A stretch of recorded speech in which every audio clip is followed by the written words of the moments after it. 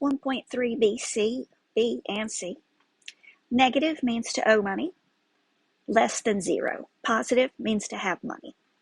Negative 10 plus 12 equals 2. If you owe $10 and have $12, then you have 2 left over.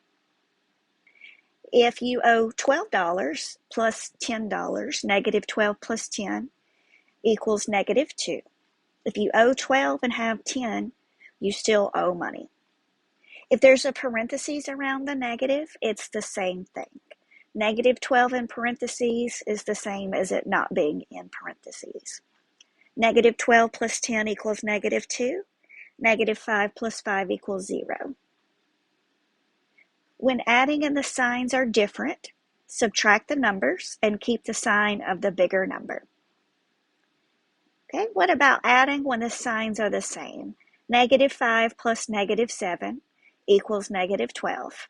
If you owe $5 plus owe 7, you owe 12 in all, negative 12.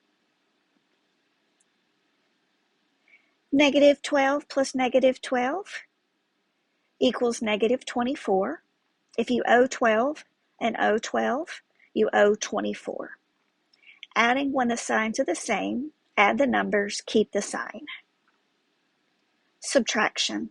10 minus 7 equals 3. That means you have 10, you spend 7, you have 3 left, so positive 3. But 7 minus 10 is different. That is have 7, spend 10, you went over 3. That's negative 3. 5 minus 9 is negative 4.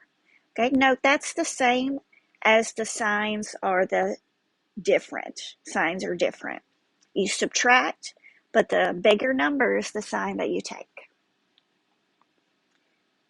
Okay, what if somebody is already in the negative, overdrawn 5 and spend 3?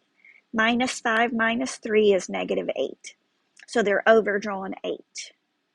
Minus 5 equals minus 10. If you're overdrawn $5, spend $5, that's overdrawn 10. And this is the same as the signs are the same. They both have a minus. So you add the two numbers and you keep the sign. Okay. Subtract a negative. Negative 10 means owe 10. Subtract is take away. Negative 3 is owe 3. So if you owe 10, they take away you owing 3, you only owe 7. Okay, so negative 10 subtract negative 3 becomes negative 10 plus 3, which equals negative 7.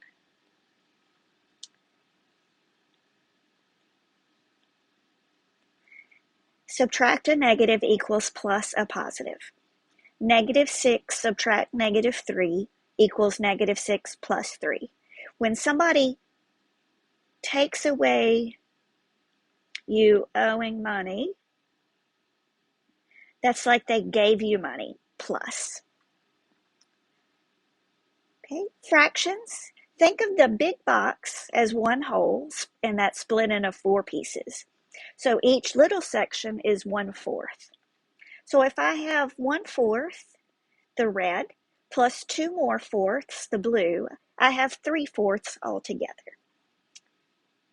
To add, we must have a common denominator.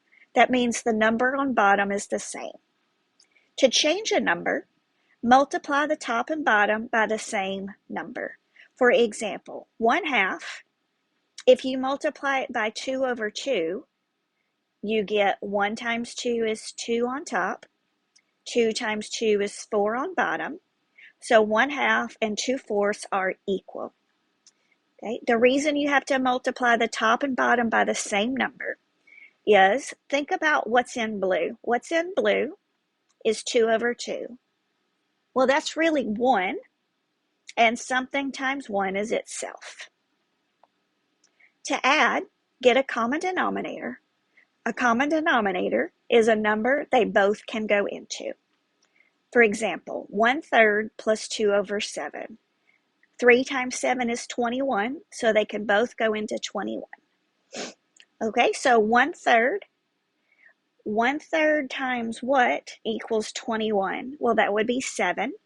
So we have to multiply 1 times 7 over 7, and we get 7 over 21. Okay, our second fraction, 2 over 7. Well, we're trying to get them both to be over 21. So 7 times 3 is 21. 2 times 3 is 6. 7 plus 6 gives us 13 over 21. Okay, 3/4 minus 1/2. 4 and 2 can both go into 4. So 4 is our common denominator. Okay, so we have, let me erase this and we can start it from scratch. Okay, so we want 3/4 and 1/2 to have the same bottom. Okay, 2 goes into 4, so 4 can be our common denominator. Okay, on bottom, 2 times what is 4? 2 times 2 is 4, so we have to do 2 times 1 is 2. Okay, so 3/4 minus 2/4 is 1/4. We have to have the same number on bottom to add and subtract fractions. That's the end of this lesson.